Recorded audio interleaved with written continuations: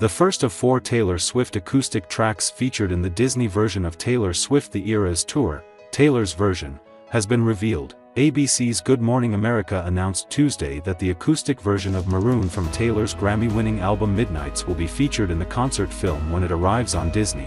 Taylor gave a sneak peek of the track, which was shown on GMA. Taylor will announce the additional 3 acoustic songs featured in the concert film this week on GMA. These songs were not featured in either of the previous theatrical or VOD versions. The Disney version will show the concert in its entirety for the first time and will also include Taylor's hit song Cardigan. Taylor Swift The Eras Tour, Taylor's version, debuts on Disney on March 14 at 9 p.m. Eastern Time. The 34-year-old pop megastar announced her 11th studio album, The Tortured Poets Department, whilst accepting the Album of the Year prize for Midnights at the Grammy Awards last month, and she told those people to leave me alone and let her do what she loves.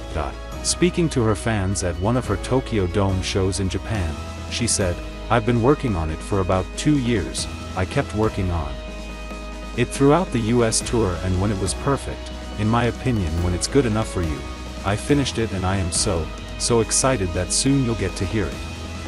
Soon we'll get to experience that together." She added, "I'm over the moon about the fact that you guys care about my music, it still blows my mind. Everyone's like, why do you make so many albums? I'm like, man, because I love it. I love it so much. I'm having fun, leave me alone." The anti-hero hitmaker shared the 17-song tracklist for the upcoming record with an image of herself alongside writing that said, "I love you, it's ruining my life." Continuing the partnership between Swift and the mega retailer, which first began with the pop star's release of Fearless in 2008, Target is selling a phantom clear vinyl version of the Tortured Poets Department that will be exclusively sold in its online and brick-and-mortar stores. Per Target, who made the announcement on Instagram Monday morning, the phantom clear vinyl will include a 24-page book-bound jacket, a replica of Swift's handwritten lyrics, rare photos, and a bonus track, the manuscript. The latter song is also available in the original vinyl and CD versions that Swift first announced at the Grammys last month. Swift has used the stages throughout her ongoing world tour to make announcements about special editions of the Tortured Poets Department. During a performance in Sydney this month, she announced the Black Dog version, the third and final limited special edition of her upcoming album. Before that, she announced the Albatross version and the alternate Bolter edition, each one featuring a previously unannounced song and alternate cover art. While those 3 special editions were only available for a limited time on Taylor Swift's web store, the Target exclusive vinyl is still available to pre-order on their website. Swift surprise announced the Tortured Poets Department to her millions of eagle-eyed fans while accepting her award for Best Pop Vocal Album, Midnights, at the Grammys last month. "I want to say thank you to the fans by telling you a secret that I have been keeping from you for the last 2 years. Which is that my brand new album comes out April 19th, she said on stage before posting the cover to her Instagram backstage. The Chiefs player recently traveled to Singapore to see the latest international stop on the Eras Tour. Travis Kelce always dresses to impress when it comes to his fashion sense, but Taylor Swift's fans think some of the athlete's latest wardrobe choices may actually have a deeper significance. Most recently, the Kansas City Chiefs player wore a stylish white shirt adorned with green leaves and colorful flowers, a design that looked familiar to Swifties. Many eagle-eyed fans noticed Kelce's shirt bore a striking resemblance to the piano Swift uses during the acoustic set of her show, as the instrument notably features multicolored flowers and vines all along the front of it. The football tight end once again wore an interesting outfit with a color-blocked shirt mixed with shades of gray, white and black. Fans immediately noticed the shirt's similarity to Swift's upcoming album, The Tortured Poets Department, which drops next month. It wasn't lost on Swifties that Kelce wore the same color palette as the upcoming album. The ear-shattering crowd of 96,000 Swifties split the cool Australian air Friday night when Taylor Swift announced a bonus track from her 11th album The Tortured Poets Department during the acoustic set of her Eras tour. The back screen displayed alternate cover art for Poets, along with the words The Bolter, which will serve as track number 18 and released on a special vinyl. Basically, I'm very excited for April 19th, she said from the piano of her acoustic set. Because the Tortured Poets department will be out on that date and I cannot wait for you to hear all of those songs then. She adjusted the piano mic and took a breath. The audience wondered if she would play a brand new track.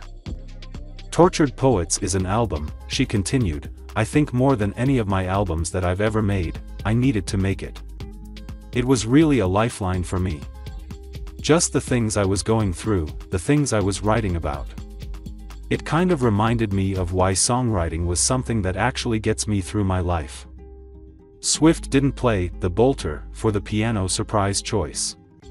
Instead, she gave her first live performance of breakup ballad, You're Losing Me, a bonus track from the late night edition of her Midnights album. The new artwork has the phrase, You don't get to tell me about sad. The original album art said, I love you, it's ruining my life. Earlier in the Melbourne cricket grounds, Swift alluded to the announcement during the Champagne Problems monologue. The audience erupted when she said, I'll talk about that a little bit later. The track names indicate the album may be a dagger to the heart, diaristic catalog of the end of a relationship. Post Malone and Florence and the Machine are two contributors.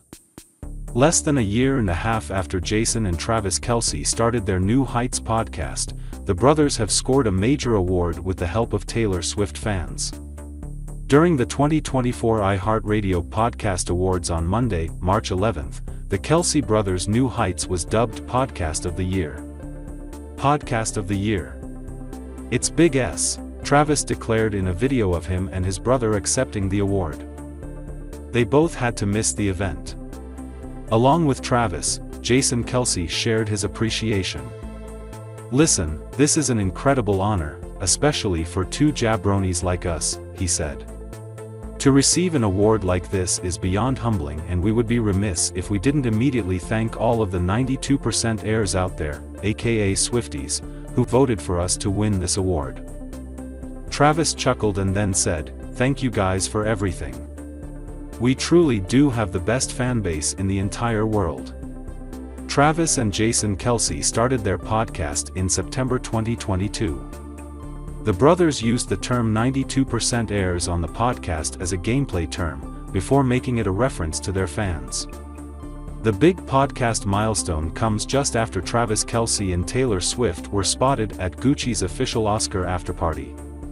The duo arrived in Los Angeles following Swift's Final Eras tour show in Singapore. The party took place at Guy Oseari's home. Meanwhile, Travis and Jason Kelce revealed how happy they are to do the podcast weekly. We absolutely love making this podcast each and every week, Jason stated. And it is beyond rewarding when we get to find out that it resonates with so many people out there and that they get joy out of it because we sure put a lot of that into it. Travis chimed in and stated, and you guys make this show what it is. We truly appreciate you guys, and thank you again to iHeart Podcast Awards, to the 92% heirs, thank you guys as well, and to our production team and crew. Travis then added, we can't not thank Wave Podcasting. We love you guys. Travis Kelce wasn't able to make it to the Grammy Awards last month. It was the weekend before the Super Bowl and he had to prepare. So most people anticipated that Taylor and Travis would make their red carpet debut at the Oscar Awards. But that did not happen. But, despite being absent from the red carpet, the couple were indeed in town for the event. They just were not at the event. TMZ reports that they did attend pop icon Madonna's Oscars after party, where no photos were allowed.